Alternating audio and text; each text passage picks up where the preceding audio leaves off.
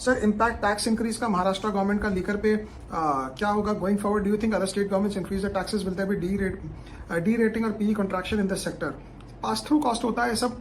आप कभी भी देख लो, सिगरेट को मैक्सिमम होता है इसमें हजारों बजट्स निकल गए, हजारों तो ओवर स्टेटमेंट हो गया, सैकड़ों बजट्स निकल गए होंगे, वो भी ओवर स्टेटमेंट है, डजन्स ऑफ बजट्स निकल गए होंगे। हर बजट में यही होता है कि सिगरेट पे, टोबैको पे एक्साइज ड्यूटी बढ़ेगा। अब तो खैर एक्साइज नहीं, अब तो जीएसटी और आ गया, एक्साइज पहले आता था।